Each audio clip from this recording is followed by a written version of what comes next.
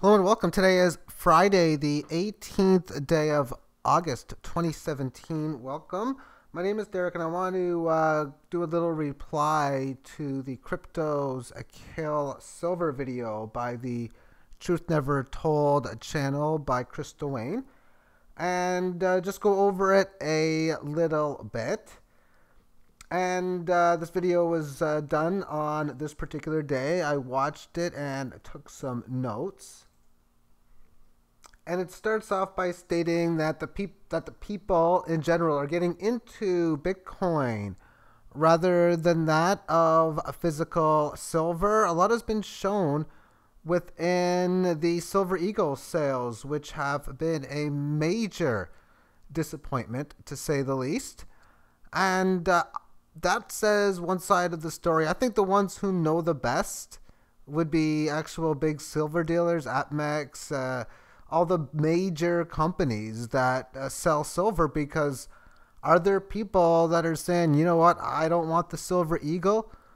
And the amount of people buying it, as they were stating, that there's people tired of losing, and that's why they're going into cryptos. And I have to agree that there are some people in that state, but I think there's a large amount of people who already have the gold and or silver.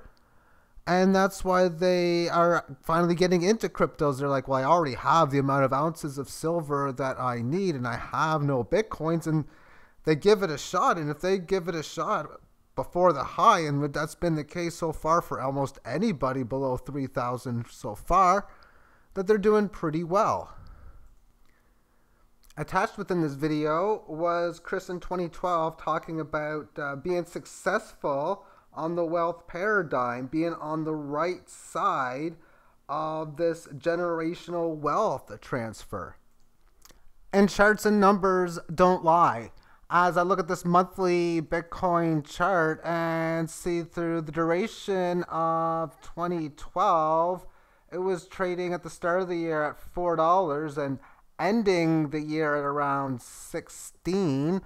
And to think that was a big transfer of wealth, oh, hell yeah, that you've had these enormous gains take place, and it continues to move further.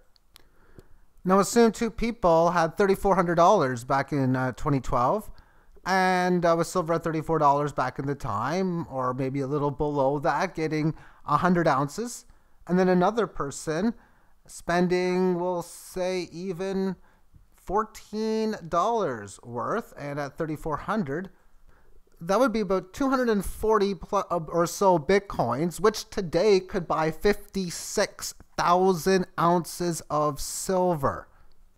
That is what I call a great transfer of wealth. And also stated within the video was that within the silver, it's a long-term game. You don't get these quick gains within the silver, like a get-rich-quick schema, if you will. And that, to me, is more reason why you look to alternate ideas that can help with such things. And if you know silver is going to probably take some time before it goes off, and as it stands right now, I don't see how it's not going to take a decent amount of time, at least several months as it stands today. Thus, this gives people areas to increase bankroll totals and things like cryptocurrencies, where they can turn that into things like physical silver. And gambling was mentioned in the video, but how it seems Chris being anti-gambling. And for me, I get literal upon gambling. I actually defined it. I had to see what the definition was, which is basically taking risks, usually risks within finances, on something of uncertainty. And I don't have to do a definition search for what uncertain is defined as, because I know certain is defined as anything with either a 0 or a 100% likelihood of occurring. So uncertain is anything in between there. So we live in a world of major uncertainty, which forces the human race into gambling, whether you like it or not. Now, I think one word of definition that we really need as a human race is one that is defined as taking wagers with a very poor negative return on investment, which is what people, or the definition that people would think of gambling as. And when you're doing mathematical analysis within this, we already know it's a free market, part of research for trading. Then you get into what I call advantage gambling, where the expected long-term return on investment is in your favor. But I even want to go deeper than that, because I look at this as smart gambling. Because if you would have asked me back in 2011, 2012, hey, there's a 100-player or 200-player poker tournament, $50 or $100 buy-in, do you want to play? Oh, hell yeah, let's do it. And yet I knew the whole time I should have put something small like that into it back in the day, because you take a chance, it's either going to work or it doesn't. But you're in a situation today where if one is to take small amounts like $100, $400, $500, $1,000, with good movements, they can get extreme gains. Therefore, being able to, say, buy in at this 1,000 level, if this is where you bought in, you got gains of 4 times. And if you're able to find smart, calculated risk-reward plays, thus trading other currencies to increase that number, you can then outperform the Forex market if that's where you start. And then, of course, anyone pretty much into the game right now is up. And you could say, oh, or what has been stated is that this is similar to the dot-com bubble or the housing bubble. And are we early to the party in that? Because you could have said the NASDAQ was going to be bubbling in 1993 and you were 7 years too early. Or at whatever level, there was many moves to the upside before it would eventually fall. And I see nothing psychological at this stage to see how it's going to do such. This is the first time in human history, to my knowledge, we've ever had any kind of market that's like a free market, like ever. All of these ones regulated in the finance industry, stock market, Forex, comics, none of that has really, at least in any of our lifetimes, in my opinion, has ever been such. So we're dealing with a new beast, to say the least. Now, back in the day, there was situations where people were trading tulips overseas many, many, many years ago, as their currency was dying and the prices got so out insane before they fell. But if you could see back then that that was going to happen, then you could have missed out on a huge amount of gains along the way. So you can't say because a market looks like it's up too much that it's going to be topping, because at the end of the day, it will easily show that when it was up a lot. But this thing could easily go to 50,000 and crash down huge after that. There's really no way of telling how high it can get, other than most likely a decent amount more towards the upside, as people are flocking into it, and for good reason, because they don't trust their central banking and their currency system. But in the end of the day, if you ever just think about Bitcoin, if you're passing on buying it, then you are technically gambling that it is not a good investment. So by deciding, do I buy some Bitcoin here or here or here or here? Well, right now it's been a bad gamble in deciding not to do such. Now, as far as things like delusions of wealth and real tangible assets, there is nothing that is delusional about it at all, because it's completely transparent with the code written as it is. And the fact that you can hold Bitcoins in the cold storage and in different measures that you do, and you are in the ones touching it, whether it be via a keyboard, that doesn't matter. That, to me, in my book, is definitely tangible. But I want to finish it off with everything about preserving your wealth.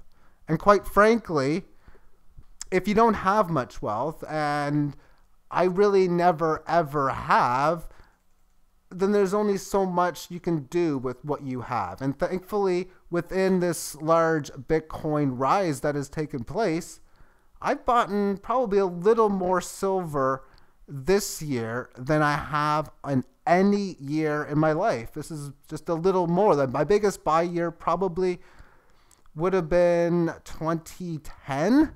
I would have bought the most amount of silver ever. And I'm probably a little bit higher or in around that number from what I bought then, because the Bitcoin gains has made it easy to do such, to actually gain the wealth. Therefore, in trying to find means to an end, this is most certainly one that has been working well. You throw in understanding technical analysis, and not only that, but the platform to buy and sell what we used to know as stocks, or just that system of trading. A lot of the things that I was pissed off about, like extreme high rake, is taken out. The whole market's closing at 4 o'clock and you get these big gap up and downs. Those things piss me off. That's not the case within the crypto business. And therefore, looking at this not really as an investment, but as the most affordable, lowest risk amount you can take, which is like what a small vacation might be or something of that nature. And then if you take the small risk, you definitely have the potential to take the value of something tiny into what would be a real portfolio investment. If, say, for example, you bought $550 worth, one Bitcoin at this spot in here, and through good trading, you're able to get up to, say, 4 Bitcoin at 4,000. You've turned 500 into over 16,000. And then you've basically turned what would be enough for a very fun weekend, for that to be a nice, very small starter good bankroll, which is what I would consider a level of that to be, where people are hoping, man, how cool it would be to just start off with a 16,000 bankroll. And yet it's there with smart, calculated decisions. Now, of course, there's a lot of people that will do things like take out loans to invest in Bitcoin. They figure, oh, if I buy in here, take out whatever loan, and then I'll just pay my loan off now and take the remainder. And you know what? It can work. Of course, that comes with very big risk, as is the case when you put a large amount of your bankroll in such. I'm always about diversification. All this whole thing, don't put all your eggs in one basket. If you don't have too many eggs, then you really don't have many choices. So it's nothing wrong with putting it all in one basket there. But if you can get more eggs, well, maybe you might want to consider trying to find some other baskets along the way. But that's for myself. That's what I would look towards myself, as I'm just now able to get towards the goal, the amount of silver that I want to get, and I'm pretty close to it now. And a lot of it has become thanks, of course, to Bitcoin and how easy it is to purchase it online. Thank you for tuning in, and have yourself a great day. Bye-bye.